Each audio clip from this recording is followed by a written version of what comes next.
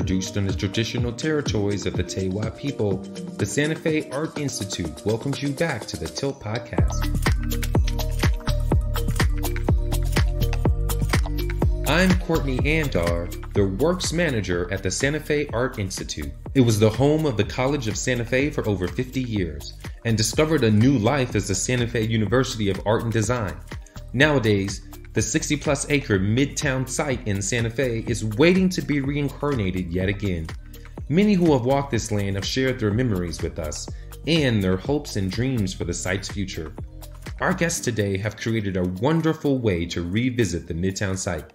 SFAI's Strategic Initiatives Coordinator Netapan Ma and I talk with Dr. Alicia Inez Guzman of Searchlight, New Mexico, and Dylan Tenorio of Littleglobe TV about their creation of the urban legends of Midtown Scavenger Hunt.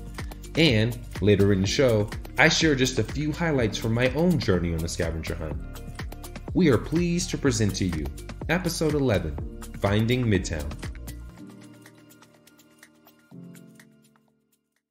All right, welcome back, everyone, to the Tilt Podcast. Hi, everyone. Welcome back. We're just so pleased to be joined again by two really good friends of the Art Institute. Of course, you all are familiar with Alicia Inez Guzman. She was part of the team that worked on the Unsettled series for the Tilt Podcast. She has a long history with the Art Institute, actually. She's been a part of our Story Maps program and many other projects as well. And we're also here with Dylan Tenorio from Littleglobe. Hi, everybody. I'm Dylan Tenorio, and I work at Littleglobe. I'm a team media artist and a digital media manager, and I do a lot more than that. I can kind of like dabble in a whole bunch of other things, the educational side and also the back end and behind the scenes technical side. So yeah, that's me. Hi, everybody. I'm Alicia Inez Guzman, and I am a writer primarily. And currently I work for Searchlight, New Mexico, an independent news outlet based here in Santa Fe that covers the whole state. But yeah, I have a long history working with Santa Fe Art Institute and working with Dylan as well. So happy to be here. And I'm Netapan. You guys are familiar with me, listeners. Glad to be back. Glad to be in conversation with all of you in this room. Looking forward to it. Recently, we've been having a conversation with what we call the Midtown Engagement Partners, the Midtown Engagement Team. The last couple of episodes of the show has focused on the work that the Midtown Engagement Team has been doing in relation to trying to build in equity, trying to build in, just kind of a better environment for the future of the Midtown campus. Netapan and I recently were talking about what the campus means to a lot of people in Santa Fe, and we've been kind of, exploring this kind of two different sides. On the one hand, there are a lot of people who have experience with the Midtown campus. So of course, anyone who attended the College of Santa Fe or taught there or worked there in some capacity or did contracting there. And then of course that became the Santa Fe University of Art and Design. So the university community is one, and then there's just other folks who pass through the campus just because they're familiar with that side of town. They use it as a shortcut to get to Siringo Road, or they've attended an event on campus through one, maybe the film studios. There's all kinds of films that are filmed on campus. There's a film crew on campus right now, actually. And then there's a group of people who may not be familiar with the Midtown campus. Maybe it's just because they never got a chance to attend an event. They didn't go to the school. They didn't teach, didn't do any work there. And they don't pass through very often. Me and Netapan recently talked about the difference between unfamiliarizing the familiar, but then also making the Midtown campus familiar for our listeners and for the people here in Santa Fe. Netapan, I thought maybe you could say just a little bit before we kind of dive into what we've been thinking in terms of the scavenger hunt, which is why we're here with Dylan and Alicia, focusing on the scavenger hunt that they created for the Midtown Block Party. Yeah, no, writing off of that, unfamiliarizing the familiar and that conversation that we had, Courtney, the very first thing that came to my mind was the scavenger hunt project that both Alicia and Dylan, along with other alumni and former faculty of the Santa Fe University of Arts and Design, worked on. Daisy, shout out to Daisy, Fat, and Romario, which they were here today, but we have Alicia and Dylan, who are two of the creative teams involved in the scavenger hunt project. So, you know, Courtney, I think the scavenger hunt is a good way to kind of let our listeners know, especially those locally here in Santa Fe, to come and visit using the scavenger hunt, which is available online in PDF form. You can download that and have fun exploring the Midtown site while you're at it. And we're so happy to have two fun folks here to talk about their processes. And maybe we'll start with Alicia. Just give us an idea. What is the scavenger hunt? What are people looking at when they pick up the booklet and they're thinking about exploring it and trying to figure out what the campus is and what it means to them? What exactly is the scavenger hunt? Okay, sure. So I'll work backwards from how we worked, which is we started exploring the campus and developing a scavenger hunt based on what we were finding, and then created what Courtney is referring to, which is a booklet called Urban Legends of Midtown.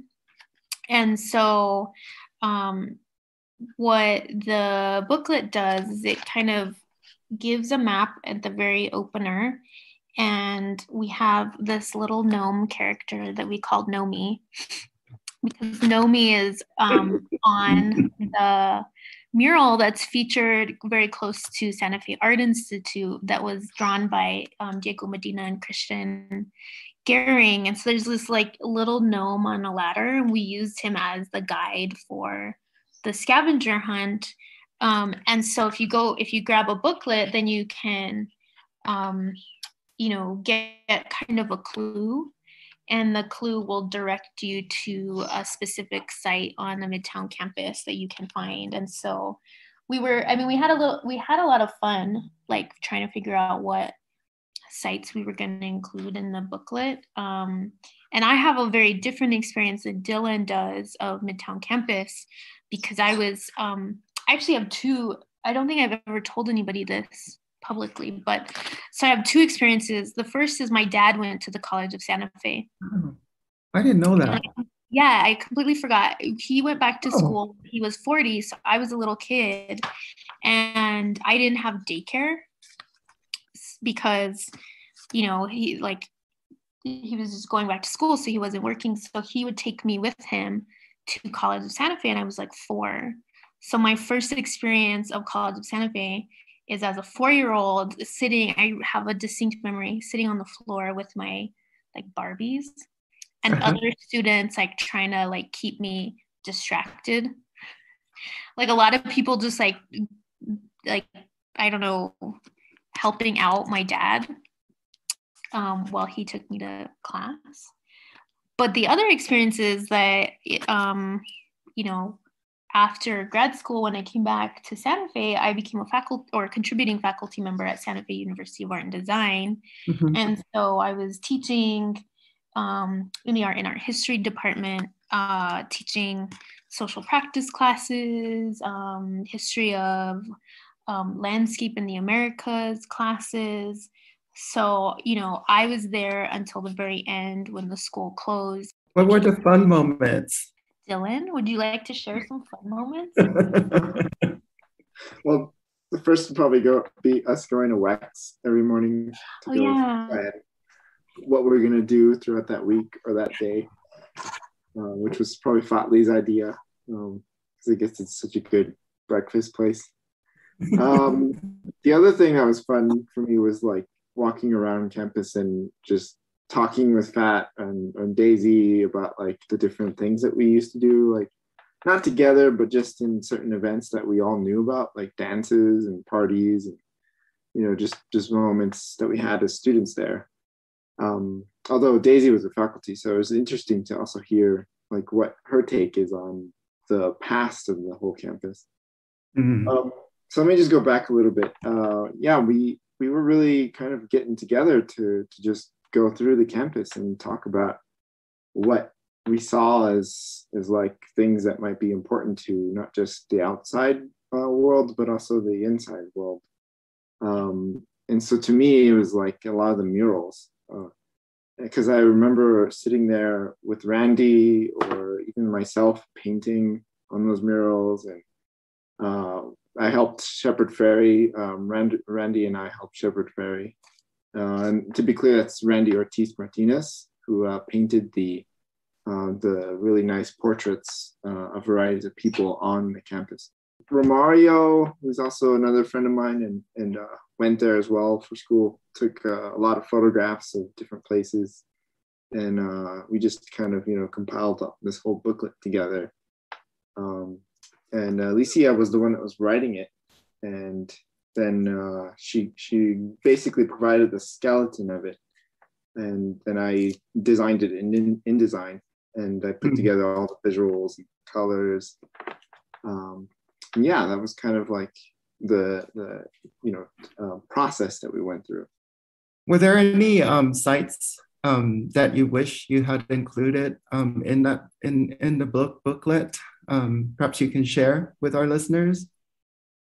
I'm thinking about Brother Ron's shop that we couldn't include because for people that don't know, the city now owns the Midtown campus. And so there are all these rules about where you can and can't go. And it gets a little blurry when you're on the campus and there's no real clear delineation. There's just the campus, right? And so we were walking across and we saw Brother Ron's shop with a very old truck outside. And we thought, oh, this is great. This would be great material because Brother Ron was like a known figure on campus. So what is the experience like going through the scavenger hunt? Not necessarily like every single point or, kind of every single path, but what is kind of like the overall kind of experience that the participant has when they kind of embark on the scavenger hunt on the campus? So we kind of looked through our own steps that we took when we were walking through.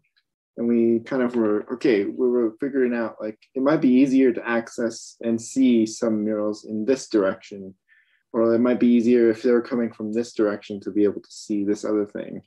So we're kind of like looking through as we were walking past different sites on how we could strategize like the map and everything. The overall experience is supposed to be like you look at the map and it gives you all these clues and there's all these stars on the map itself. And as you walk through, the clues themselves are just photographs. And so when you're walking guided by the map, you're supposed to look around to see where these photographs are taken and different like iconographies that you'll see. I love that. I'm always thinking, like I walk to campus sometimes, during lunchtime or, I miss having students on the campus. I was used to that when I first started working at the Art Institute. It was full of students and faculty all the time. And now it seems really kind of lulled and, it's kind of barren unless there's a movie being shot. So it's not the idea of having something to kind of guide folks through. There's a lot of weird areas and different parts, like Alicia was saying, is you don't really know when you're on the city-owned part and the county-owned part or the state-owned part. There's all these different entities on the huge, and then there's the screen, of course, that has their own lot. And then there's HEC, the higher education building, that also has its own part of campus. So it's weird kind of trying to find your orientation. I wonder how that played into how you all organized the scavenger hunt. Yeah, I mean, it was a lot of after we had breakfast at WEX, then we would go to the campus and walk around. And that was kind of the most fun part for me, was hearing like Dylan's stories or Pat's stories or Daisy's stories, because Daisy was also a student, like the bingo hall, we're like peeking through the windows and being like, oh, what's happening in the bingo hall now? Or, like going to the tennis courts and seeing like how overrun they are. So we were kind of in our own like little like urban jungle experience as well, going down memory lane. You know, we created little, not quite haikus, like little like mysterious poems in a way for people to try and find these places, but they're kind of silly and they're lighthearted. And I don't know, I think we felt like the campus needed that because it was so left behind. And it did feel, it was happy to be present and remember some of this stuff, but also it's like really sad when you're on campus, like thinking about like, look at all this lost potential. And look at this massive space at the very center of the city of Santa Fe. It's like exactly at the center where like really nobody knows about, nobody has access to, but nobody's really using at this point because of, you know, the past couple of years and bureaucracy, like using for community to come together, right? So I think like, we were hoping potentially that the scavenger hunt would bring people to kind of explore in a way that maybe they hadn't before. And it certainly pushed me to do that. You know, like it was just fun.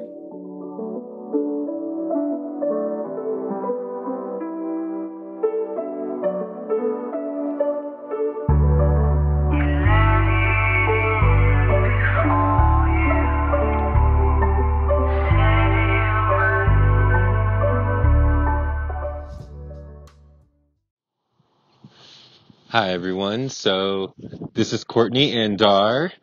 I am so happy to have some time to, for the first time, actually, for the very first time, take the scavenger hunt, the Urban Legends of Midtown Scavenger Hunt. I'm excited. Let's get started.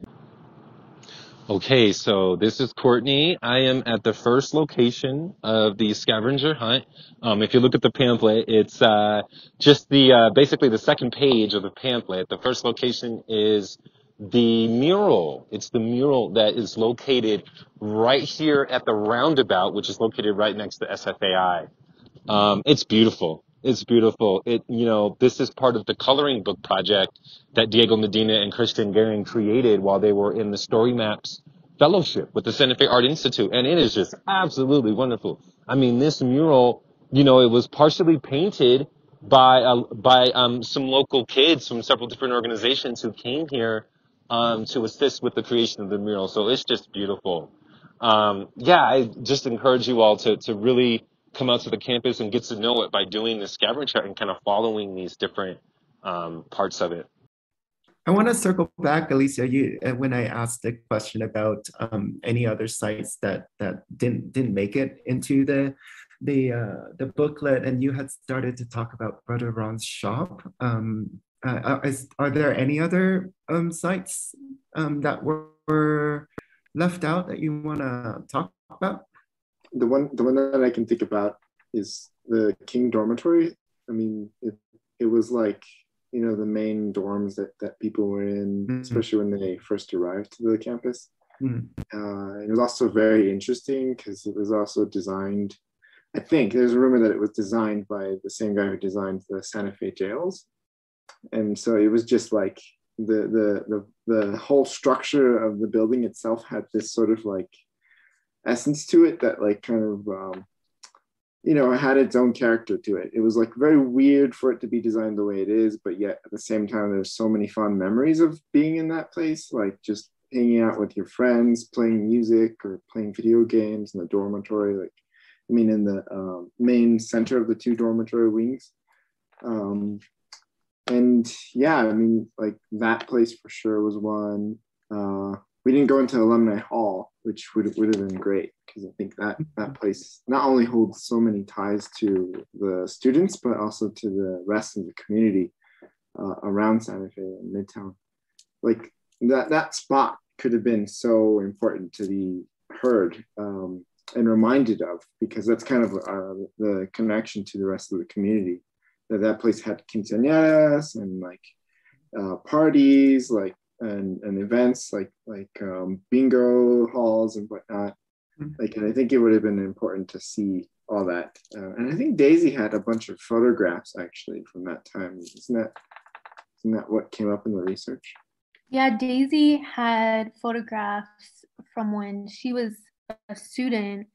And then I just like, I don't know, I think maybe it was for something else, found this like old photo, I think it was from the 80s, of all these like little grandmas and grandpas playing bingo in alumni hall.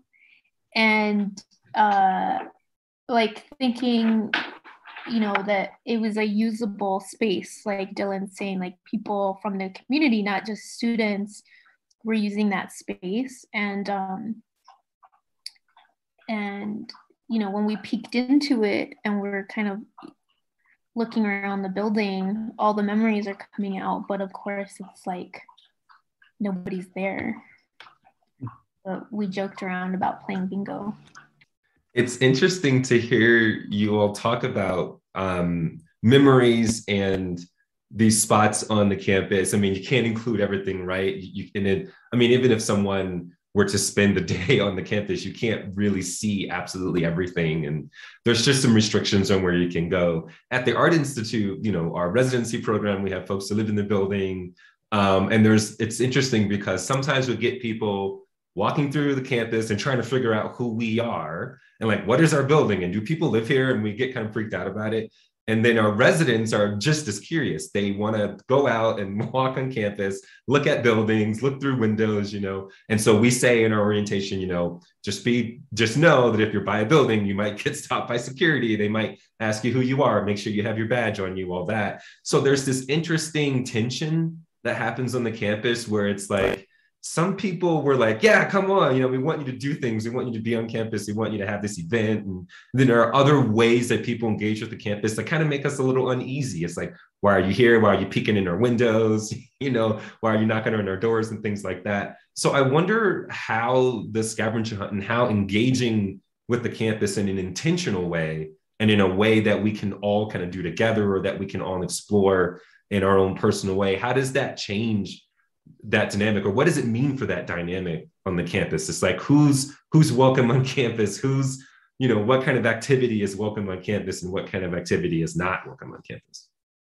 Well, I think that's a good point, because one thing that I remember in every recent experience I've had at the campus, there's always a security guard, right, who is making the rounds. And you know, Netapon remembers this, but I was with Diego and Christian, and we were kind of brainstorming ideas for the mural when we were doing a mural project, and the security accused us of vandalizing a wall.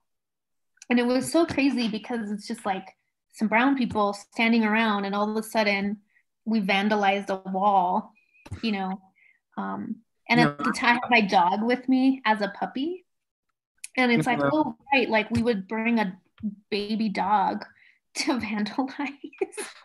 But so I think that presence is always there. The surveillance presence is there. And I think we were aware of that when we were making the scavenger hunt, because we saw security guards, and I think maybe even at one point talked to somebody. And of course, security guards aren't thinking creatively about space. They're not, like, their impulse is not explore. Their impulse is surveil. So I think that is a tension at the Midtown campus, like you're saying, Courtney, like where you can't go, who has jurisdiction where, and then the like the Eye of Sauron security guards that are like watching you the entire time, like, what is this guy doing here? Oh, we have a walker, there's somebody walking.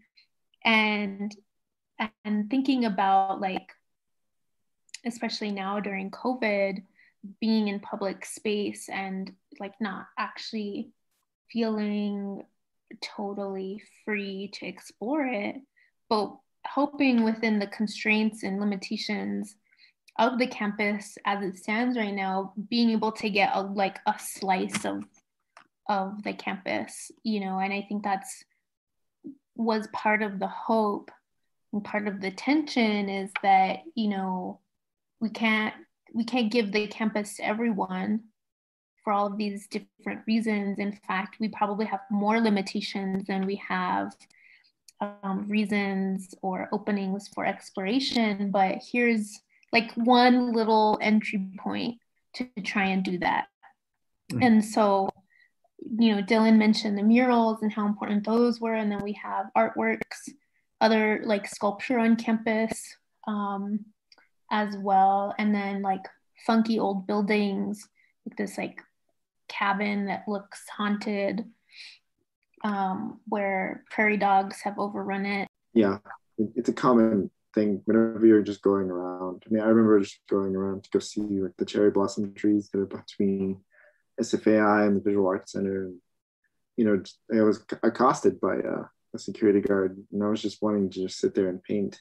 And they're like, "Oh yeah, you can't be here." And I'm like, "But I'm a former student." And I was like, "Welcome here once before." And they're like, "Oh, you just can't be here." And I'm like, "Okay." So it's like kind of just like, you know, like a place that was once you felt belonging at, just now completely shut off from you. And there's like that, it gets more intense as you go to the other side of the campus, I think.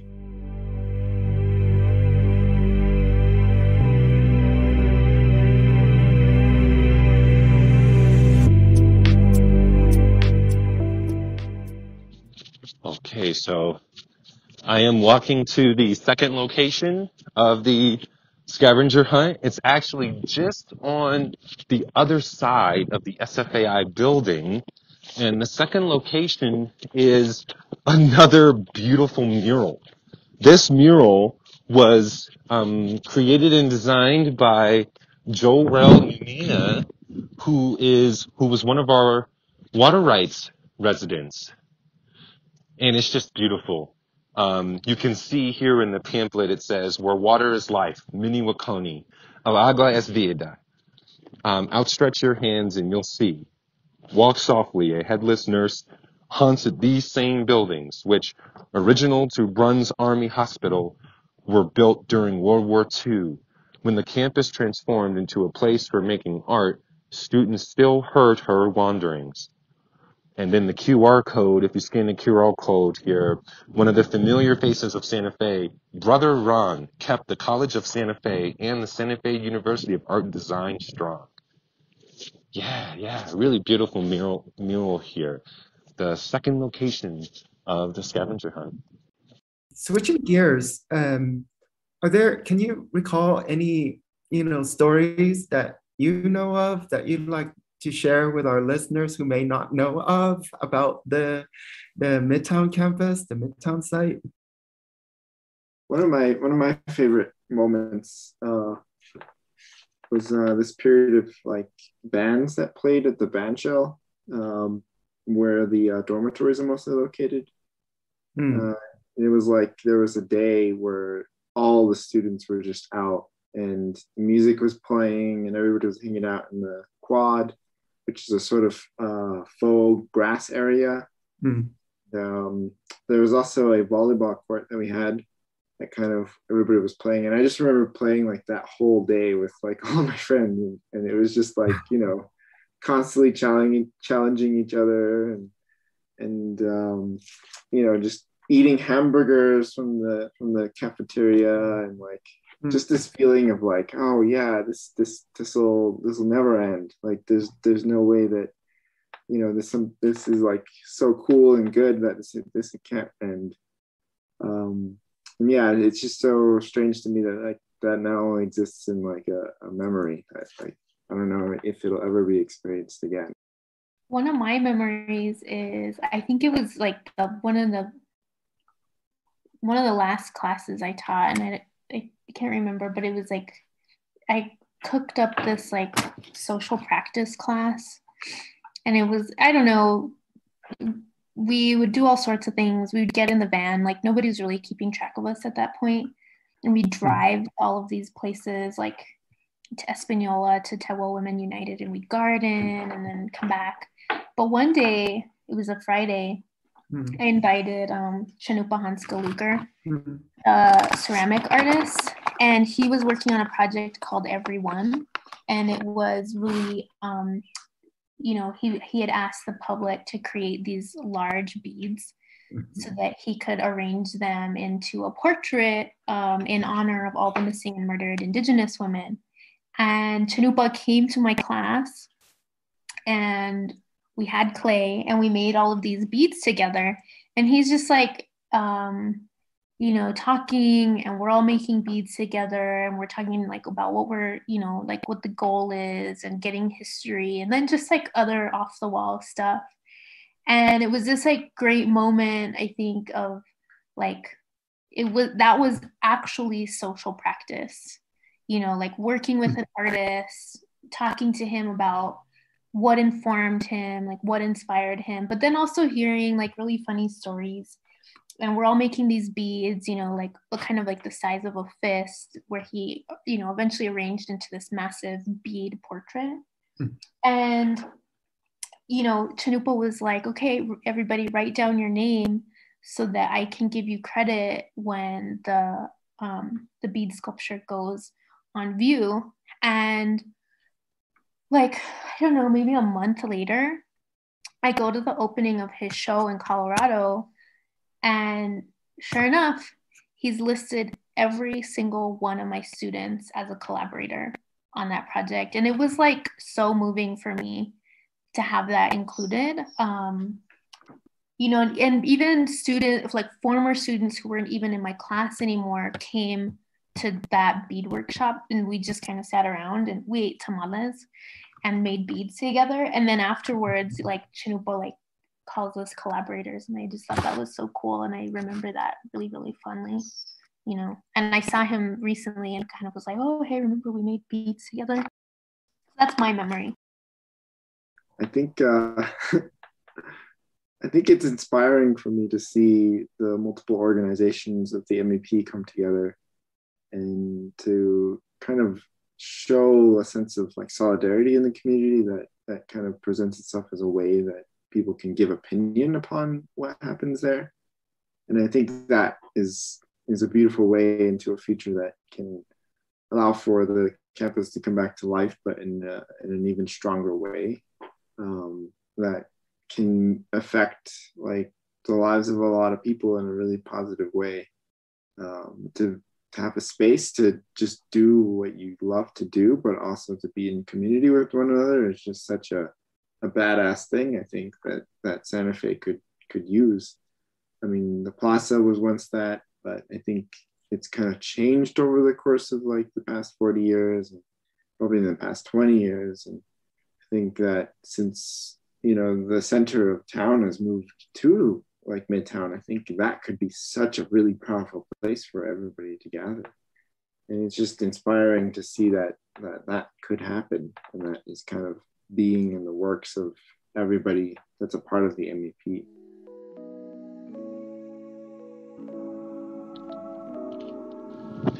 So I have come to the end of my journey here on the Midtown campus. I'm just really grateful to have taken this journey, you know, to basically have taken a few hours to walk around the campus and remember, you know, just bring back to my memory what it was like when I first got here and what it feels like now. And it's just a really interesting juxtaposition, you know, based on my experience here. And I just really hope listeners can get a chance to come visit the campus and take your own journey. Thank you to all of our listeners and supporters out there, and a special thank you to Dr. Alicia Inez Guzman of Searchlight, New Mexico, and Dylan Tenorio of Littleglobe TV. We have lots more info about the urban legends of Midtown Scavenger Hunt on our Facebook and Instagram. Just find us at Santa Fe Art Institute. And hey, didn't you know SFUAD is an international artist residency program? We host fully sponsored thematic residencies with artists and creative practitioners from all over the world. And are you an artist looking for space, time, and inspiration for your work related to climate change? Well then, what are you waiting for? We've already announced the 2023 residency theme, Changing Climate. Applications are due in April. Go to our website, sfai.org, to apply now.